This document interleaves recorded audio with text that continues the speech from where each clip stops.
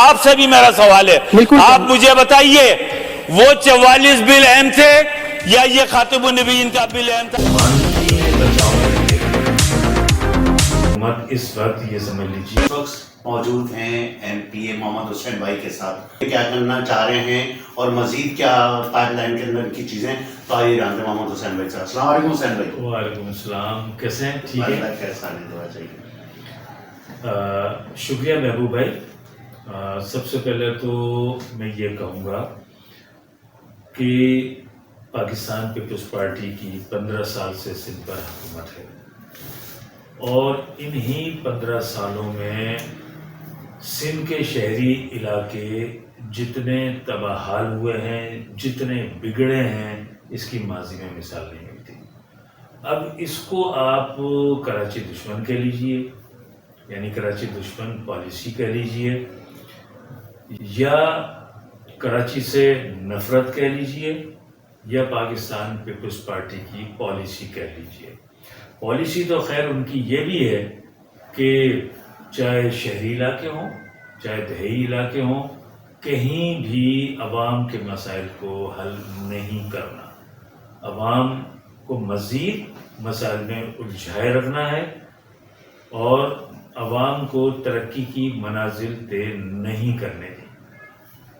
گزشتہ یعنی یہ سمجھ لیجیے کہ اپریل سے 1 اپریل سے ہم سندھ میں پاکستان پیپلز پارٹی کے ساتھ ہمارا ورکنگ ریلیشن شپ ہے، ہم حکومت میں شامل نہیں ہیں۔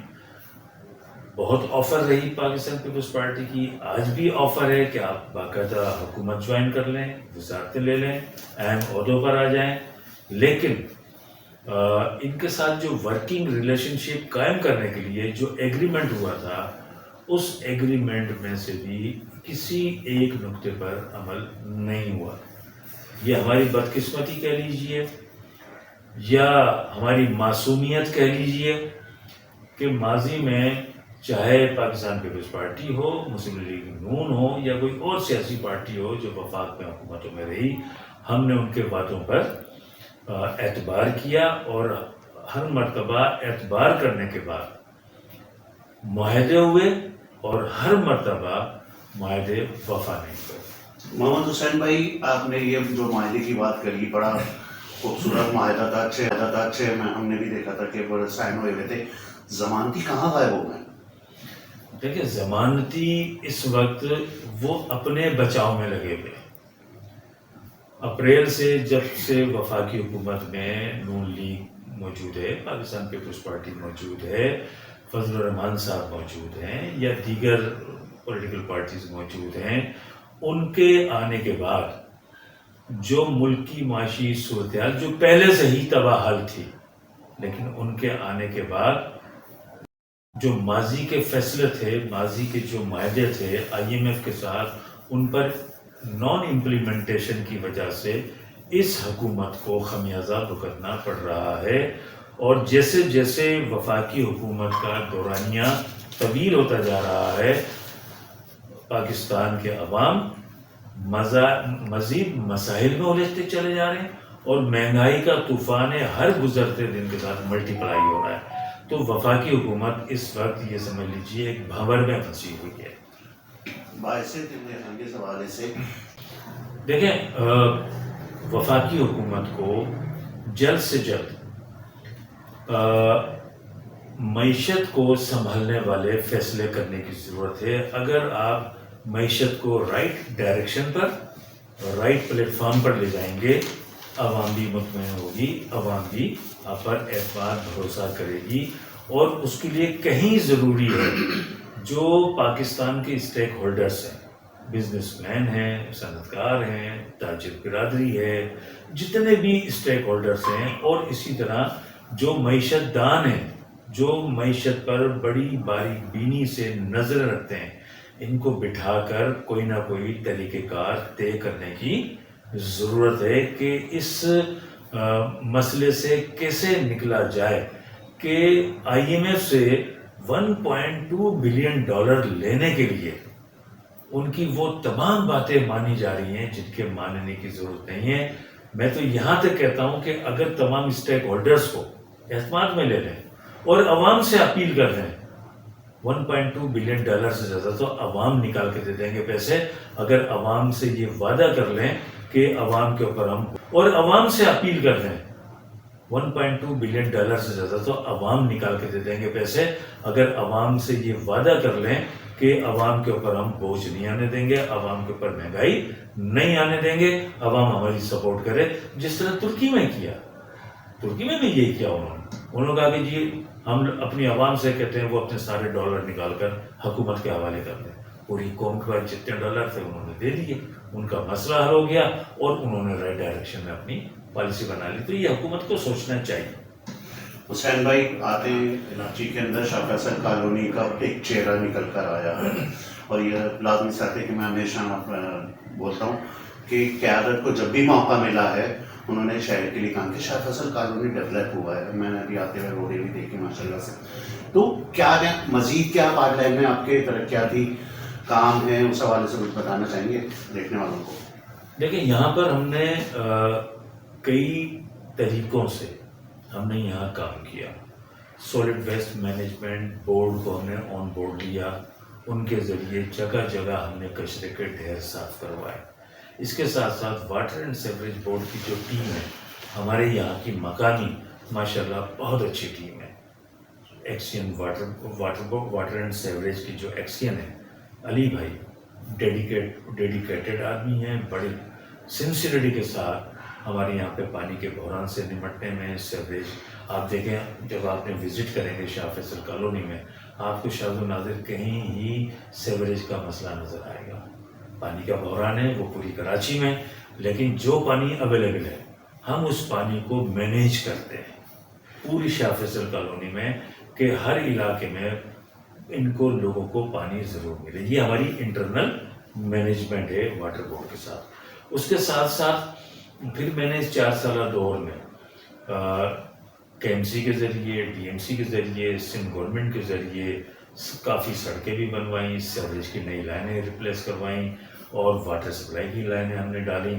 اور ابھی بھی جب آپ میرے پاس آئے ہیں تو میں اسی ڈیولپمنٹ کی اسکیموں پر ابھی میں ایک میٹنگ کر رہا تھا جو آگے کے لیے میں تیار کر رہا ہوں۔ انشاءاللہ اللہ تعالیٰ 3-4 دن میں ان تمام اسکیموں کی PC1 وغیرہ تیار ہو جائیں گی، وہ میں سندھ گورنمنٹ میں جمع کر دوں گا۔ اس کے علاوہ یہاں پر ہم نے دیگر ایکٹیویٹیز بھی شروع کی، کتب میلہ شروع کیا، پھولوں کی نمائش شروع کی، اسی طریقے سے ہم نے یہاں پر ایجوکیشن ویک بنایا، اور پھر ہم نے تمام ان کی اسکیمیں ہم نے تیار کی کہ بھئی وہ اسکول جہاں کی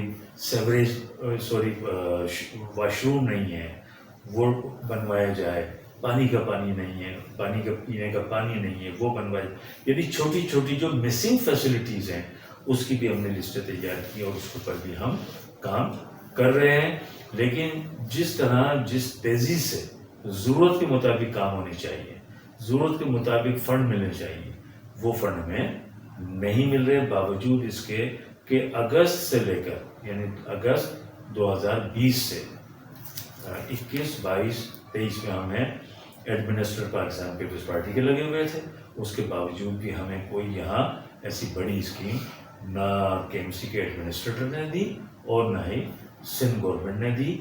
کچھ کام ہم نے یہاں NGO سے بھی کروائے، NGOs کو بھی ہم لے کر آئے، ان سے اسکولوں کو وزٹ کروائے، ان سے فرنیچر ڈلوایا، کہیں ہم نے واٹر فلٹر پلانٹ بھی لگوایا، یعنی اپنی بساط میں جتنا ہم کام کر سکتے ہیں وہ ہم نے یہاں کرانے کی کوشش کی ہے۔ لیکن تیز ترین ترقی کے راستے پر چلنے کے لیے یہ اونٹ کے منہ میں زیرے کے مترادف ہے جو کام ہوئے۔ دیکھیں عوام کے لیے میرا کل بھی جو میسیج تھا آج بھی وہی میسیج ہے کہ جب سے MQM وجود میں آئی، MQM بنی، MQM نے عوام کی طاقت کی بنیاد پر، عوام کے اتحاد کی بنیاد پر اس شہر کی جو آبادی جس تیزی سے بڑھتی رہی، پورے پاکستان سے لوگ یہاں منتقل ہوتے رہے، تیز ترین جو ترقیاتی کام کروائے وہ عوام کی طاقت اور عوام کے اتحاد کی وجہ سے کروائے۔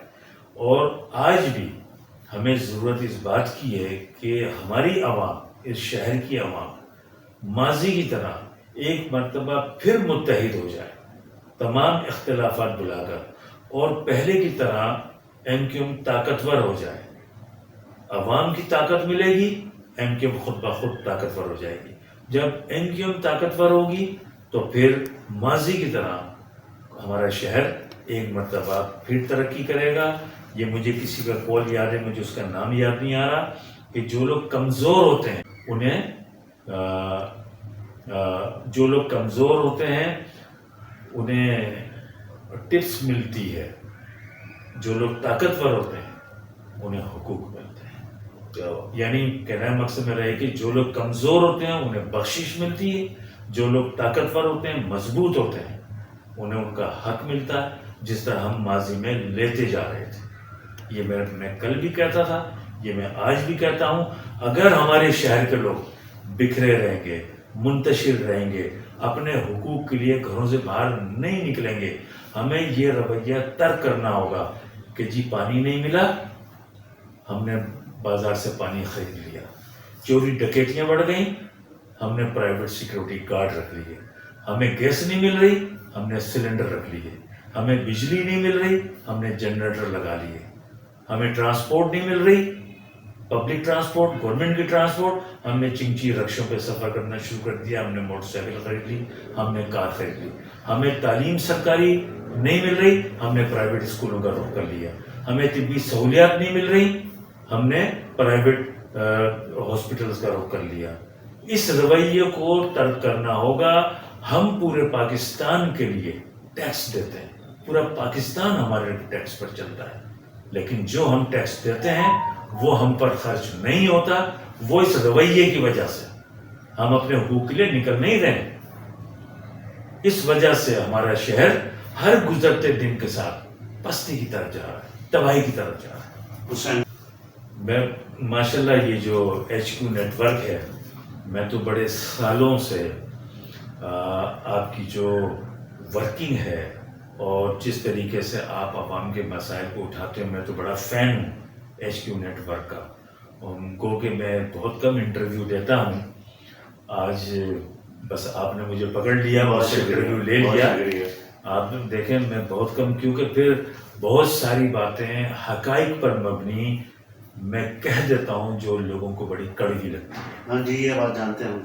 تو لیکن میں کہنے سے گھبراتا بھی نہیں ہوں، چاہے اسمبلی کا پلیٹ فارم ہو یا عوامی اجتماعات ہوں یا احتجاج ہوں، مظاہرے ہوں، جہاں مجھے موقع ملتا ہے میں اپنی عوام کے مسائل پر ان کے لیے حق بات کہنے سے کبھی گھبراتا نہیں، جس طرح آپ کا ایچ کیو نیٹ ورک کرتا ہے.